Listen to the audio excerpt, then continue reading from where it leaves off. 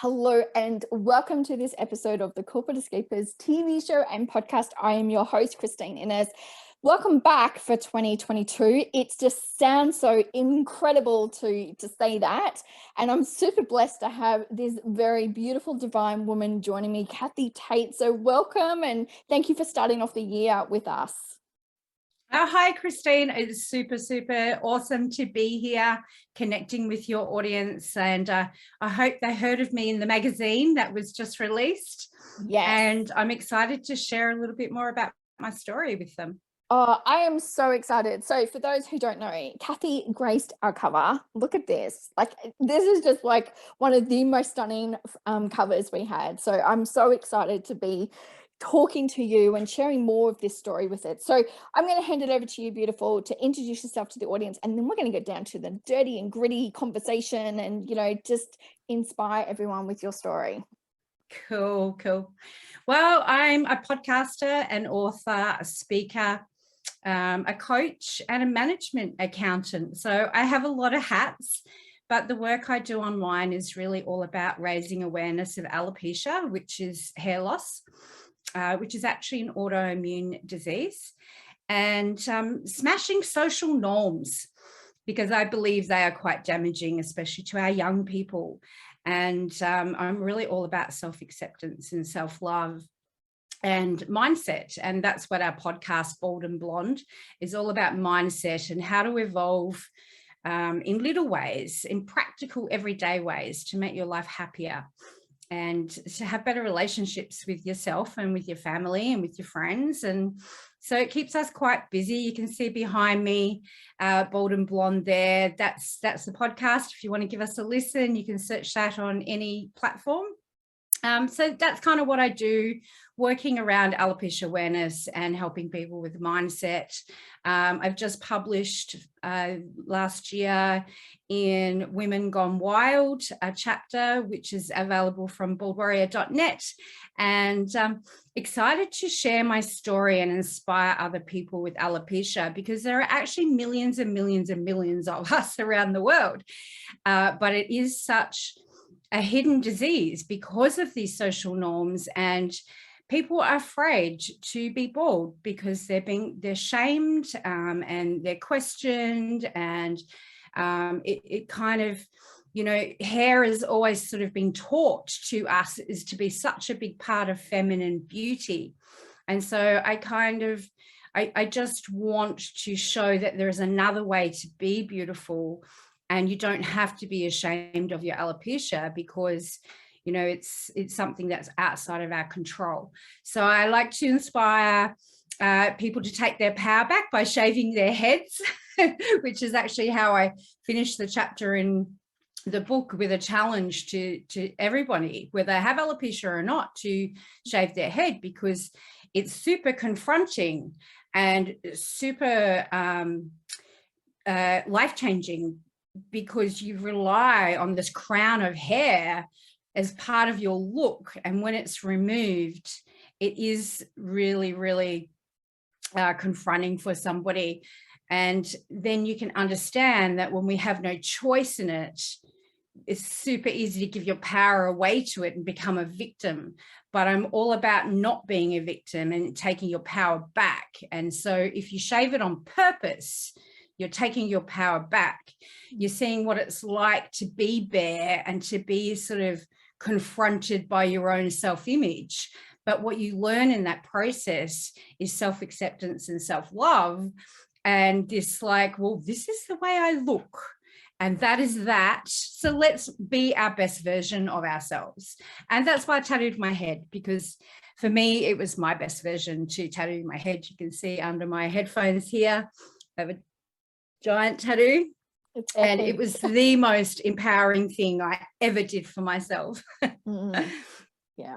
And I love your story so much. And I think what really resonated me with the whole self-love, self-acceptance, because I know how hard that has been on my journey as well. To, we're always taught, be kind to others, show love to others, and, but we're never taught really to do that to ourselves, to never go, love yourself first, love everything about yourself, flaws and all, and then you can go ahead and love others. And it has been really hard to do. Have you found that yourself? Like that sort of, you would literally had to strip back as such and learn how to love you first for you to then keep on empowering other people? Yeah, absolutely. And, a big part of my journey has been coming to terms with alopecia and accepting that this is not something I have any control over, that how I look, I don't have a lot of control over. When it came to my hair, for 30 years, I wore wigs, human hair wigs. That was super expensive, super limiting on my life because I couldn't do certain things with them on. And so it really was a big confrontation for myself. And I did get to this point after 30 years of just going, oh, I'm just so sick of this secret. I just want to get rid of it. And that sort of started me down this other path of self-acceptance. And it was actually super interesting because when I started the Baldwarrior 4 years ago, I actually looked up self-love and synonyms to that in the dictionary. And every single time I found a definition around that, it was all very narcissistic. It was all very negative. There was no positive definitions around self-love. And I was like, I can't believe this, that it is so skewed. And when it's like one of the most important things we can do for ourselves is self-love and self-acceptance. And you're right. I think that it has to come before you reach out and try and love other people, because otherwise you get stuck with this thing called external validation. Because if you don't have self-love, then you're needing it from other sources to make yourself feel better. And then that is dependent on their opinion of you, which is the worst thing you can do to yourself, because people's opinions of us are only their perception. And it's super important to understand, I think, everybody grows it up, with their own set of circumstances, their own set of experiences, their own set of memories, their own sets of trauma. And so we see things through our own filters. And if you allow somebody to use their filter to judge your worthiness, that's giving your power away straight away. So the first thing that I try and teach people is to bring it back to self. And we do this a lot in the podcast. Everything starts with self. And we have done some amazing episodes that relate to self-love and self-acceptance and trauma and moving through all those things. So I certainly encourage everybody to just go check us out. And you'll see by the titles of the episodes that they're really, really powerful conversations that I really believe can help every single person in their everyday life, because we keep it super reality based with tips that you can try right now in your life. And we really love producing it. We've heard so much feedback from our audience in 59 countries, how much it has helped them in their day-to-day lives. So that's super exciting. Yeah. I just was so stunned by those dictionary definitions, and I just could not believe how negative they were and how they're basically encouraging to not do the things that we need to do. So I created a 10-day self-love challenge, actually. Oh, I love that. Yeah, because of it. And so what I'm going to do, actually, Christine, is I'm going to offer that to your whole audience for free. I will send you a link where they can access it, and a couple of ebooks I've written. And they can take that challenge. It's 10 days. It just step by step. It's not hard, but it will really help them kind of just get rid of the past stuff holding them back and help them move forward a little bit and get started on their self-love journey, because it's so important. I honestly think it's like the biggest game changer, like mindset, self-love. Like for me, it all comes into one. And you said something about, the conversations. And I think we forget about the conversations we have with self too, because I mean, I always say to people, we all have a mean girl voice inside of our head. I've named mine. I won't reveal the name because I don't want to offend anybody.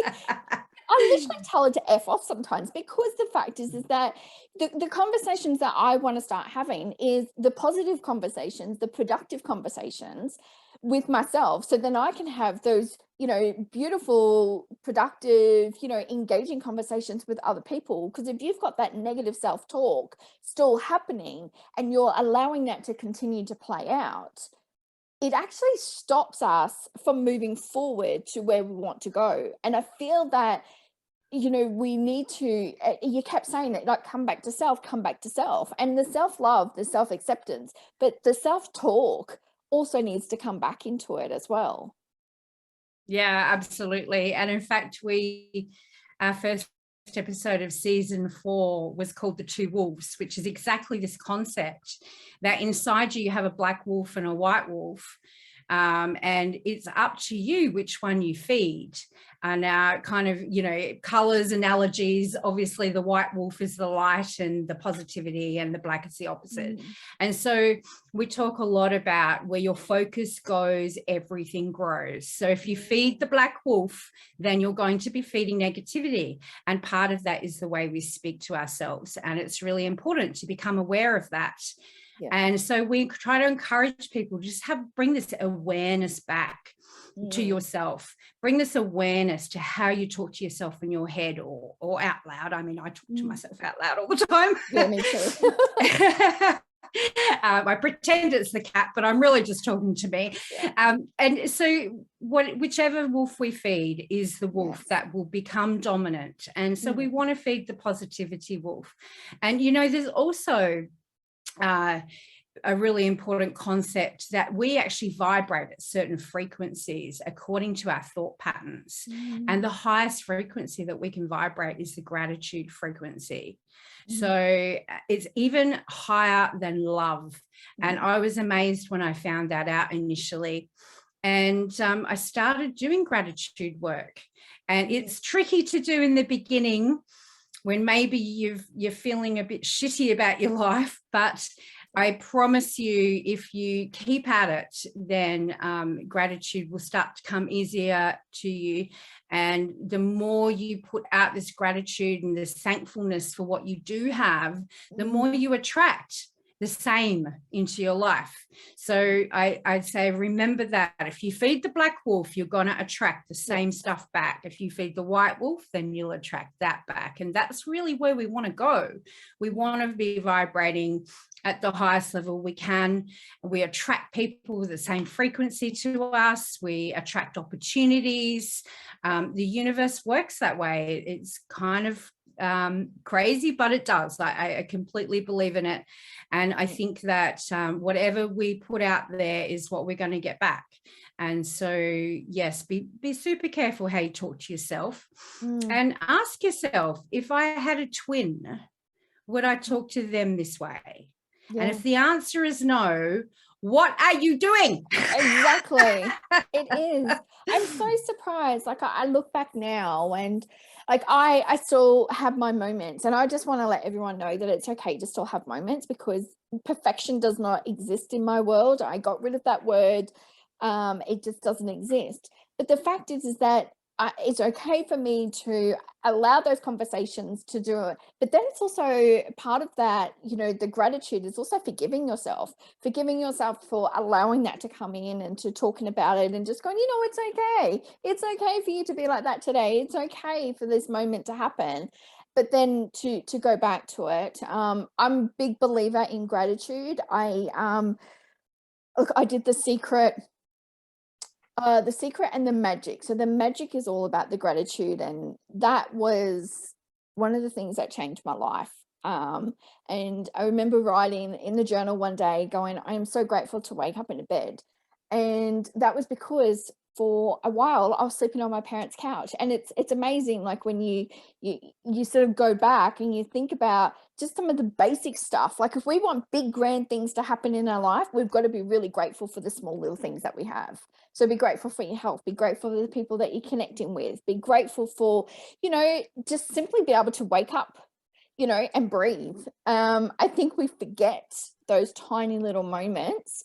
And I know with, you know, reading more of your story that has played such a big part in your life as well, like being grateful for those moments that's happened, because it's led to you to, there's a particular word when I think about you and people ask me about you, and there's this, I want to say embrace. And the reason why I say that is the fact that you embrace so many people, but I feel like it's also that you just embrace life completely. And I truly admire that about you. Oh, thank you. You're welcome. I think we Thank you just so froze much. a little Look, bit there. So you gotta love the storm. I think so, but I did hear it all. Yeah. Yes. And I'm especially all about embracing fear. I believe fear is crippling. And I know that because I was crippled by my fear of other people's opinions of me for 30 years. Yeah. Absolutely crippled. It ruled my life. I didn't even believe that I would be able to get a job without pretending to have hair. And I know that there are thousands and thousands of women still who believe that out there right now. And that's why I speak out so much. But embracing fear, I really think it's important. I have this belief that our fears are like our signposts, the things that we're supposed to look at and deal with. And my all-encompassing life journey has been all about self-acceptance and self-image and self-love. And being able to put the wigs in the closet and begin to go out bald was the most terrifying thing I've ever done in my life. Absolutely terrifying. And it didn't go away all at once. I had to practice. I had to suck it up, not be a princess, and just go out and do it. And stop caring about the looks, stop caring about the talk, stop caring about the questions, and realize that that was just people's curiosity and had no reflection on my self-worth. And once I got that concept, I could then start educating and communicating with people. So I do think that embracing fear is a really, really big step. And I'm not even feeling like I'm out on a limb here saying everybody in the world has some fears.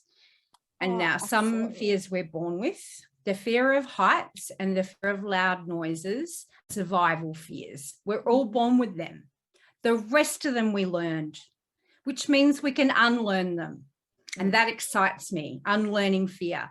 Embrace that fear. Step into it. All the best things in life are on the other side of our fears.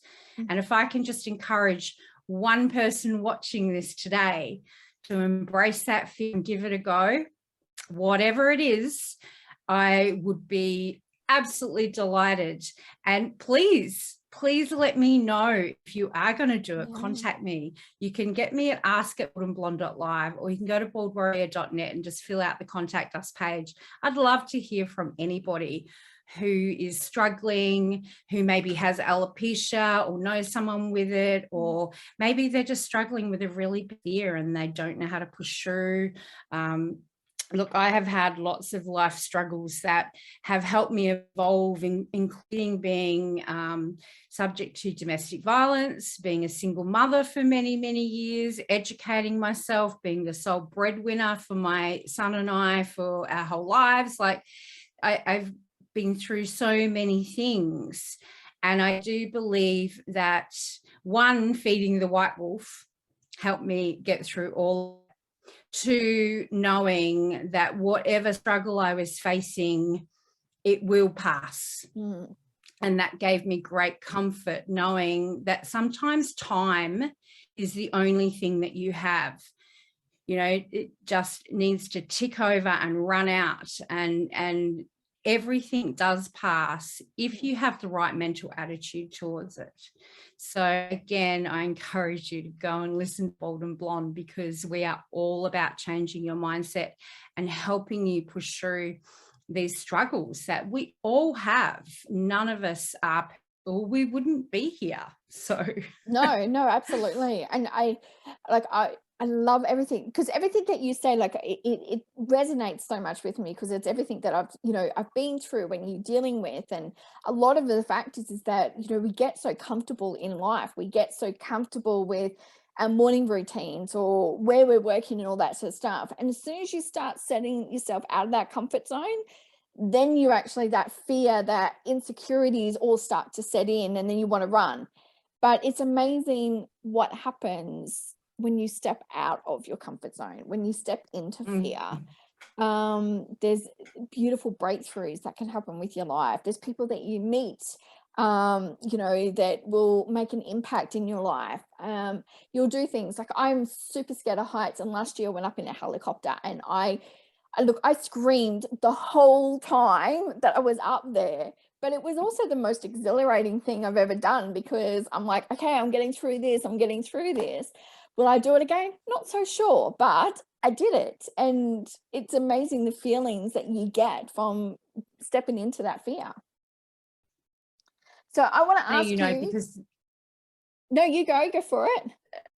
I was just going to say, the body's physiological response to fear and excitement are actually identical. So just choose excited instead of. Yeah. That's simple. Just choose. Choose excited.